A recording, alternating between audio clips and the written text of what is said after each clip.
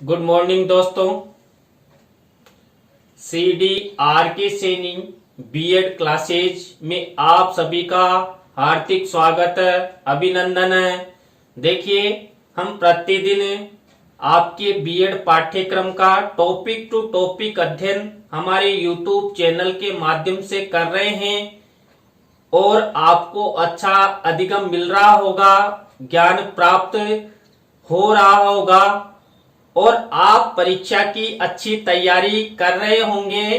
देखिए, जो आज की हमारी क्लास होने जा रही है, इस क्लास में हम जो आपका पेपर है जेंडर, विद्यालय और समाज, जेंडर, विद्यालय और समाज पेपर के अंतर्गत आज की क्लास का टॉपिक रहेगा जेंडर संबंधी मुद्दे, चुनौतियां और समस्याएं।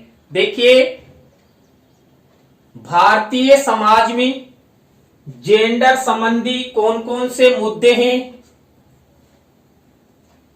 कौन कौन सी चुनौतियां हैं और कौन कौन सी समस्याएं हैं, क्योंकि हमारे भारतीय समाज में अधिक से अधिक भेदभाव किया जाता है, असमानताएं की जाती है, जिसके कारण जेंडर संबंधी अनेक मुद्दों का जन्म होता है, चुनौतियां महिलाओं के लिए होती है और समस्याओं का सामना उन्हें करना पड़ता है। तो भारतीय समाज में, भारतीय समुदाय में जेंडर संबंधी कौन कौन से मुद्दे हैं, कौन कौन सी समस्याएं हैं, उनके बारे में हम विस्तार पूर्वक अध्ययन करेंगे। तो आप सब बने रहे हमारे साथ, हमारे YouTube चैनल के साथ। और यदि आप हमारे YouTube चैनल पर नए हैं तो सबसे पहले हमारे YouTube चैनल को सब्सक्राइब करें और पास ही बने बेल आइकन के बटन को भी दबा देवे। तो आइए अध्ययन करते हैं जेंडर संबंधी मुद्दे, चुनौतियां और समस्याएं। देखिए, पहली समस्या है, पहला मुद्दा है, पहली चुनौती है न्याय एवं समानता में भेदभाव पूर्ण व्यवहार। देखिए, वर्तमान समय में जो जेंडर है, देखिए हमने पहले अध्ययन किया था कि जेंडर स्त्रीलिंग, पुल्लिंग और न्यूट्रल के रूप में जाना जाता है।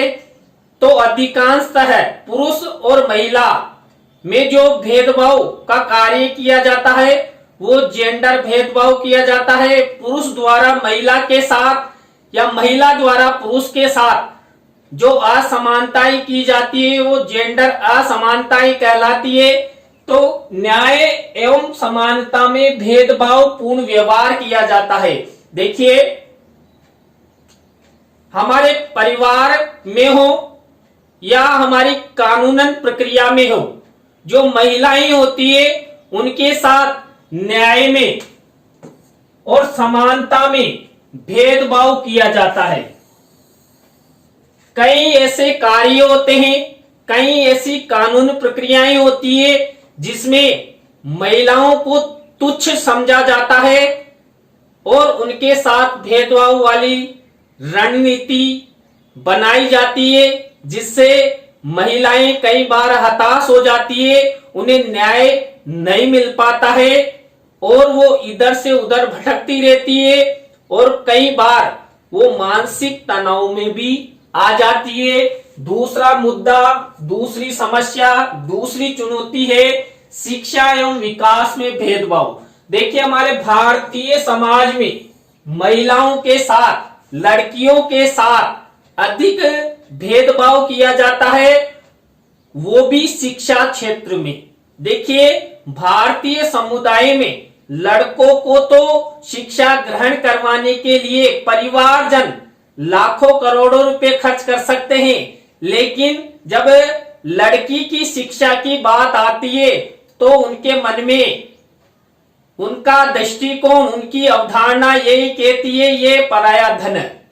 तो कई परिवारजन तो लड़कियों को विद्यालय ही नहीं भेजते हैं और कई परिवारजन विद्यालय में लड़कियों को भेजते हैं तो कक्षा 5, कक्षा 8, कक्षा 10 तक उनकी अंतिम शिक्षा होती है, लेकिन महिलाओं को भी बालकों के समान ही शिक्षा क्षेत्र में आगे आना चाहिए। लेकिन भारतीय समाज में शिक्षा में भेदभाव होने के कारण वो आगे नहीं पढ़ पाती है।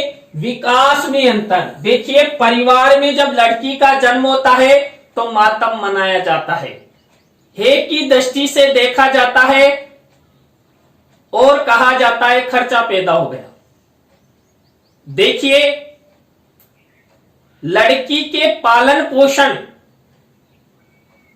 और लड़कों के पालन पोषण में बहुत अंतर होता है। लड़के को तो मां के द्वारा दूध का गिलास पिलाया जाता है, जबकि जो लड़की होती है उसे घरेलू कार्य के लिए कि बार बार टॉर्चर किया जाता है, शोषण किया जाता है कि आपने ये कार्य नहीं किया, ये कार्य करो। जबकि बालक को मां भी किसी भी प्रकार का कोई कार्य करने के लिए नहीं कहती है। तो जो शिक्षा है उसमें भी भेदभाव होता है और विकास में भी भेदभाव होता है। इसके बाद थर्ड मुद्दा है चिकित्सा एवं स्वास्थ्य संबंधी भेदभाव। देखिए, भारतीय समाज में जो जेंडर संबंधी मुद्दा है, समस्या है, चुनौती है, उसके अंतर्गत है चिकित्सा। देखिए, कई बार महिलाएं बहुत बीमार रहती है, लेकिन जल्दी से उनको हॉस्पिटलाइज नहीं करवाया जाता है क्योंकि वो महिला है, क्योंकि भारतीय समाज की धारणा है महिला है। इस धारणा के कारण कई बार वो कहीं जो बीमारियां होती है उनका शिकार हो जाती है और अपना सही से विकास नहीं कर पाती है। तो जो चिकित्सा एवं स्वास्थ्य संबंधी भेदभाव हमारे भारतीय समाज में जेंडर के अंतर्गत किया जाता है। इसके बाद देखिए, नेक्स्ट मुद्दा है मातृत्व मृत्यु दर। देखिए, भारतीय समाज में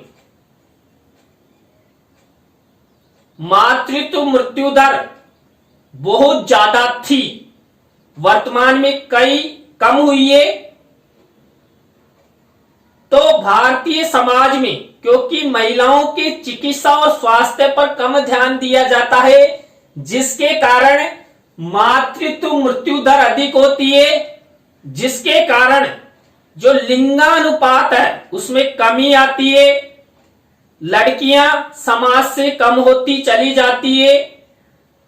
तो माताओं की मृत्यु नहीं हो, ऐसे प्रयास करने चाहिए। लेकिन भारतीय समुदाय में महिलाओं के साथ भेदभाव होने के कारण मातृत्व मृत्यु दर अधिक है और इसको कम करने की आवश्यकता है। महिलाओं को समय पर हॉस्पिटलाइज करवाना चाहिए। उन्हें छोटी से छोटी बीमारी हो या बड़ी से बड़ी बीमारी हो, उनके साथ चिकित्सा संबंधी यदि समानता का व्यवहार किया जाएगा, मातृत्व मृत्यु दर 100% कम होगी। तो हमारे जो भारतीय नागरिक है, हमारा देश पुरुष प्रधान माना जाता है। इस पुरुष प्रधान मानसिकता का त्याग कर समानता, पुरुष और महिला संबंधी मानसिकता, समानता की मानसिकता को अपनाना होगा। इसके बाद पितृसत्तात्मकता। देखिए, हमारे भारतीय समाज में जो जेंडर संबंधी मुद्दा है वह है पितृसत्तात्मकता, पिता की सत्ता। देखिए, हमारे परिवारों में महिलाओं को सत्ता संभालने से दूर रखा जाता है। परिवार का हेड ऑफ इंचार्ज, मुखिया पुरुषों को माना जाता है, जिसके कारण महिलाएं कई बार आर्थिक रूप से कमजोर हो जाती है और वो समय पर कई प्रकार के आवश्यक संसाधन और वस्तुओं का क्रय नहीं कर पाती है। आज वर्तमान समय में हमारे राजस्थान में देखिए, राशन कार्ड भामाशाह जन आधार के माध्यम से महिलाओं को परिवार का मुखिया बनाया जा रहा है। वो क्यों बनाया? क्योंकि हमारा जो भारतीय समाज है उसमें पितृ सत्तात्मकता, पुरुष प्रधान मानसिकता का अधिक बोलबाला है। तो महिलाओं को भी पुरुषों के समान ही अधिकार मिले, समाज में उनका सम्मान हो, बराबर उन्हें समझा जाए, उनके साथ किसी भी प्रकार का कोई भेदभाव नहीं हो। इसके बाद राजनीति संबंधी भेदभाव। देखिए, महिलाओं को 33% आरक्षण प्राप्त है, लेकिन राजनीति क्षेत्र में देखा जाए तो राजनीति क्षेत्र में 33% से भी यानी 1% महिलाएं ही, मान लीजिए पंचायती राज चुनाव, एमएलए, एमपी की श्रेणी में आती हैं। कमी महिलाएं हमारे देश के सुशासन को चलाने के लिए आगे जाती है। उसका मुख्य कारण है महिलाओं के साथ भेदभाव। यदि हमारे राजस्थान में 200 एमएलए हैं तो उसका कम से कम 33%, 66 सीट महिलाओं की होनी चाहिए। इसी तरह लोकसभा में भी, लेकिन महिलाओं के साथ भेदभाव होता है, जिस कारण वो अपना जो 33% आरक्षण प्राप्त है वो भी प्राप्त नहीं कर पाती है। समाज में जो राजनीति के क्षेत्र में, चाहे पंचायती राज से लेकर उच्च स्तर का शासन हो, उस क्षेत्र में यदि महिलाओं को भी आगे बढ़ाया जाएगा तो महिला भी महिलाओं के विषय में कुछ करेगी, कुछ नया कानून या समाज में जो प्रचलित मुद्दे हैं उन मुद्दों को खत्म करवाने में प्रयास करेगी। लेकिन महिलाओं की संख्या ना तो पर्याप्त मात्रा में हमारी विधानसभा में और ना ही हमारे संसद में पहुंचती है, जिसके कारण महिलाओं संबंधी जो मुद्दे हैं वर्तमान समाज में जैसे के तैसे बने हुए हैं।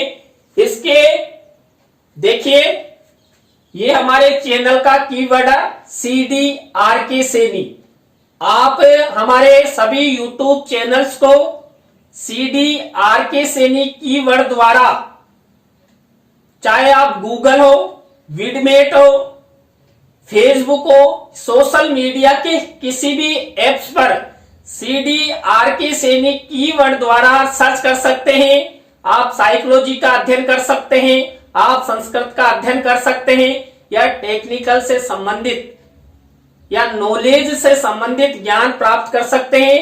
तो आप CDRK सैनी कीवर्ड द्वारा हमारे चैनल को सर्च करें, सब्सक्राइब करें और वीडियो को लाइक, कमेंट और शेयर जरूर करें। इसके बाद देखिए, रोजगार के अवसरों में असमानता। देखिए, महिलाओं के साथ रोजगार के जो अवसर होते हैं उन अवसरों में भी असमानता की जाती है।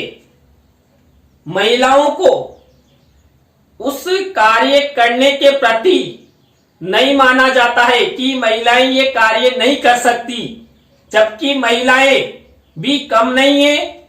महिला जैसे रानी लक्ष्मीबाई, अहिल्याबाई, कल्पना चावला, बछेंद्री पाल, ऐसी नारियों ने जब देश का नाम रोशन किया है, तो वर्तमान नारियां भी रोजगार, चाहे वो साहसिक कार्य हो या मजदूरी का कार्य हो या सरकारी सेवा का कार्य हो, सभी क्षेत्रों में महिलाएं अच्छे से रोजगार कर सकती है। लेकिन भेदभाव, असमानता के कारण उनके साथ रोजगार के अवसरों में भी असमानताएं होती है, जिसके कारण महिलाएं अपनी आजीविका, अपना जीवन सही से नहीं चला पाती है। नेक्स्ट है पारिवारिक दमन, शोषण एवं भेदभाव। देखिए, हमारे भारतीय परिवारों में महिलाओं का अधिक दमन होता है, शोषण होता है और भेदभाव होता है। महिलाओं को घर की चार दीवारी में ही सीमित रखने का प्रयास किया जाता है। महिलाओं को बाहरी भ्रमण की स्वतंत्रता नहीं होती है। महिलाएं बाहर किसी भी महिला से बात भी नहीं कर सकती। कई प्रकार के बंदिशें महिलाओं पर हमारे परिवारजनों द्वारा लागू कर दी जाती है, जिससे उन महिलाओं का दमन होता है, शोषण होता है और उनके साथ भेदभाव होता है। इसके बाद नेक्स्ट मुद्दा है कला संस्कृति में असमानता। देखिए, कला और संस्कृति, हमारा जो पहनावा है, हमारे जो नृत्य हैं, हमारी जो पोशाकें हैं, हमारे जो खान पान है, उन क्षेत्रों में भी महिलाओं के साथ भेदभाव किया जाता है और उनके पहनावों पर टिक्का टिप्पणी की जाती है। समाज में महिलाएं यदि अपनी इच्छा के अनुसार कपड़े पहनती है तो लोग हंसते हैं, उनका उपवास करते हैं। ऐसा नहीं करना चाहिए।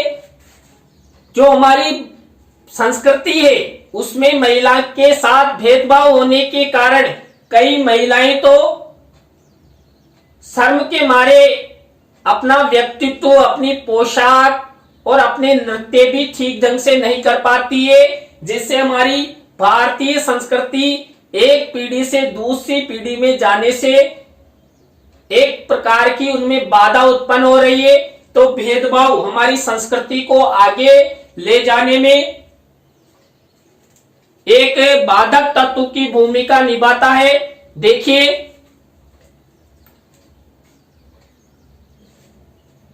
CDR की सेमी बीएड क्लासेज जो हमारा यूट्यूब चैनल है, ये CDR की सेमी परिवार द्वारा संचालित है। इसमें मेरे जीवन के आदर्श, मेरे माता पिता भी इस चैनल के माध्यम से और मेरे माध्यम से आप सबको निःशुल्क रूप से शिक्षा प्रोवाइड करवाने में प्रयासरत है। मेरे माता पिता इस संसार में नहीं है, लेकिन मेरे द्वारा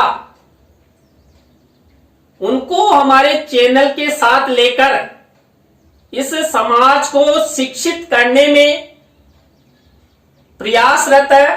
तो आप हमारे YouTube चैनल को अधिक से अधिक सब्सक्राइब करें, बेल आइकन के बटन को दबावें।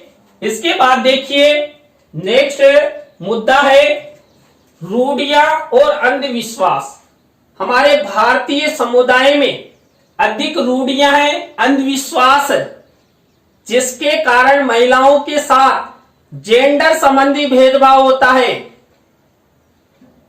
रूढ़ियों और अंधविश्वासों के कारण ही लड़कियां शिक्षा प्राप्त नहीं कर पाती है और आगे नहीं बढ़ पाती है। आज हमारे देश में देखिए, शिक्षा प्राप्ति करना बहुत आवश्यक है, क्योंकि हम आधुनिकता के जीवन में विकासशील से विकसित अवस्था में जाना चाहते हैं। तो इसके लिए आवश्यक है महिला शिक्षा में बढ़ोतरी होना, प्रतिशत बढ़ाना और जो हमारे समाज में रूढ़ियां और अंधविश्वास जैसे मुद्दे हैं, समस्याएं हैं, चुनौतियां हैं, उनको समाज से खत्म करना होगा। इसके बाद कन्या भ्रूण हत्या। देखिए, आज यदि हम जेंडर संबंधी मुद्दों, भेदभाव और समस्याओं की बात करें तो कन्या भ्रूण हत्या एक प्रमुख समस्या, प्रमुख चुनौती माना जाता है। भारतीय समाज द्वारा बालक या बालिका के जन्म से पहले ही भ्रूण की जांच करवाई जाती है और पता लगाने की कोशिश की जाती है कि लड़का है कि लड़की। लड़के का यदि पता लग जाता लड़का है तो भ्रूण हत्या नहीं करवाएंगे, लेकिन पता लग जाए कि लड़की है तो उसे इस संसार में आने से पहले ही खत्म करने का प्रयास किया जाता है। ऐसे नागरिकों को डूब मरना चाहिए, क्योंकि आप हत्या के भागीदार हैं। आप उस बालिका को जन्म से पहले ही गर्भ अवस्था में ही मार रहे हो। तो इस कारण जो समाज में कन्या भ्रूण हत्या के कारण कई प्रकार की समस्याएं जन्म हुई है, लिंगानुपात घटा है। आज हमारे भारतीय समाज में कई लड़के कुंवारों की गिनती में आते हैं। क्यों? क्योंकि महिलाओं की संख्या कम है। महिलाओं की संख्या कम होने के कारण उनकी शादियां नहीं हो पा रही है। तो हम सब भारतीय नागरिकों को समझना होगा और जो कन्या भ्रूण हत्या जैसी जो समस्याएं हैं, मुद्दे हैं, उनको समाज से खत्म करना होगा। कोई व्यक्ति यदि कन्या भ्रूण हत्या करवा रहा है और हमें पता लग जाता है तो हमें शिकायत करनी चाहिए, जिससे वो लड़की, वो बालिका इस संसार में जन्म ले सके और अपना जो उद्देश्य है, जीवन है, वो जी सके। इसके बाद बाल विवाह। देखिए हमारे भारतीय समाजों में जेंडर संबंधी मुद्दा है बाल विवाह। 18 साल की गर्ल्स और 21 साल का बॉयज, उससे पहले ही भारतीय समाजों में शादी कर देते हैं, जिसके कारण बालक और बालिका ठीक से परिपक्व नहीं हो पाते हैं और वो गृहस्थी जीवन नहीं निभा पाते हैं।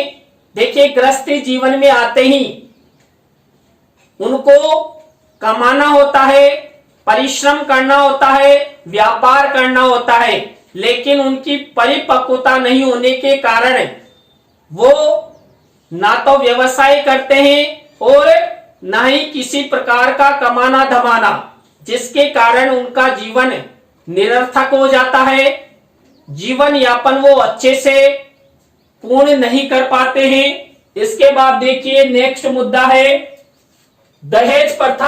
आज देखिए भारतीय समाज में दहेज ने एक विकराल रूप धारण कर लिया है। दहेज नहीं दोगे तो लड़की की शादी नहीं होगी। देखिए दहेज के कारण तो कई बार मंडप में बैठी बैठी लड़की को छोड़कर दूल्हा भाग जाता है। ऐसे दहेज लालची व्यक्तियों को वहीं गोली मारकर हत्या कर देनी चाहिए, क्योंकि एक महिला है, हम महिला का 18 साल तक पालन पोषण करते हैं और उसके बाद सुपुर्द करते हैं और फिर भी दहेज चाहिए। क्यों? देखिए महिला पुरुष सब समान है। अभी मान लीजिए आप लड़की से दहेज मांगते हैं, तो क्या लड़की दहेज नहीं मांग सकती? क्योंकि उसका भी बराबर का अधिकार है। लेकिन वर्तमान सामाजिकता ने, समाज ने दहेज प्रथा को, और दहेज प्रथा के कारण तो कई लड़कियां अपनी जीवन लीला तक समाप्त कर देती है। बहु विवाह, हमारे भारतीय समाज में बहु विवाह भी जेंडर संबंधी मुद्दा है। कई पुरुष एक से अधिक पत्नियां रखते हैं, जिससे महिलाओं के साथ भेदभाव होता है। वो एक महिला को समान अधिकार नहीं दे सकते और दूसरी महिला से साफ शादी कर रहे हैं। तो ऐसा नहीं होना चाहिए। ये बहुत महिला के साथ असमानता संबंधी मुद्दा है, समस्या है, क्योंकि दो महिलाएं एक साथ नहीं रह सकती। इसके बाद यौन उत्पीड़न एवं हिंसाएं।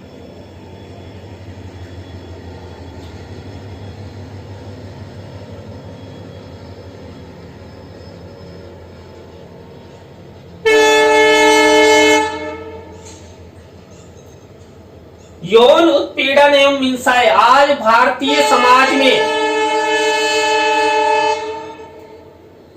यौन उत्पीड़न एवं हिंसाएं आज भारतीय समाज में महिलाओं के साथ यौन संबंधी हिंसाएं अधिक हो रही है, बलात्कार हो रहे हैं, जो एक जेंडर संबंधी मुद्दा है। महिलाओं को भी समाज में जीने का अधिकार है। महिलाओं की बिना मर्जी उनके साथ यौन क्रियाएं नहीं की जा सकती। तो समाज में जो यौन उत्पीड़न और हिंसाएं हो रही है, उनके लिए कानून बनना चाहिए और आजीवन कारावास जैसी सजाएं बननी चाहिए, कानून बनने चाहिए, जिससे लोग डरें और महिलाओं के साथ जो यौन उत्पीड़न, हिंसाएं, बलात्कार जैसी घटनाएं होती है वो नहीं होगी। इसके बाद देखिए नेक्स्ट मुद्दा है समान आरक्षण संबंधी चुनौती। देखिए महिलाओं को वर्तमान समय में भी, जबकि भारतीय संविधान समानता की बात करता है, लेकिन महिलाओं को अभी समानता, पुरुषों के समान आरक्षण नहीं मिला है। उनको 33% आरक्षण मिला हुआ है और 33% आरक्षण मिलने के बाद भी कई क्षेत्रों में उनके साथ भेदभाव होता है। वो 33% आरक्षण भी उनको नहीं मिल पाता है। तो आरक्षण संबंधी भी एक समस्या है, एक चुनौती है, एक जेंडर संबंधी मुद्दा है। प्रशासनिक भेदभाव। देखिए कोई महिला किसी भी सरकारी सेवा में कार्य करती है, लेकिन वहां पर भी कार्य क्षेत्र में, कार्यस्थल पर उस महिला के साथ प्रशासनिक भेदभाव किया जाता है। प्रशासनिक भेदभाव के कारण जो महिला है वो कई प्रकार की मानसिक बीमारियों का शिकार हो जाती है। प्रशासन द्वारा कई बार महिलाओं को टॉर्चर किया जाता है, जिसके कारण कई महिलाएं परेशान होकर अपनी यह लीला भी समाप्त कर लेती है। इसके बाद अधिकार प्राप्ति में भेदभाव। हमारे भारतीय समाज में, हमारे भारतीय कानूनों में, हमारे भारतीय संविधान में अनेक अधिकार प्रदान कर दिए गए हैं, लेकिन फिर भी क्या हो रहा है, महिलाओं को अधिकारों की प्राप्ति नहीं हो रही है। महिलाओं के साथ भेदभाव हो रहा है। महिलाओं से संबंधित अनेक मुद्दे जन्म ले रहे हैं और उन मुद्दों के साथ महिलाएं जीवन यापन कर रही हैं। और देखिए महिलाओं को अधिकार मिलेंगे तभी हमारे समाज का विकास हो सकता है, क्योंकि महिला और पुरुष समान है और समानता युक्त जीवन जीना चाहिए, समानता युक्त अधिकार उनको मिलना चाहिए। तो आप सभी को बहुत बहुत धन्यवाद जो आप हमारी लाइव क्लास के अंत तक जुड़े रहे। कल इसी समय नए टॉपिक के साथ हम आपसे फिर मिलेंगे। राम राम सा, बाय।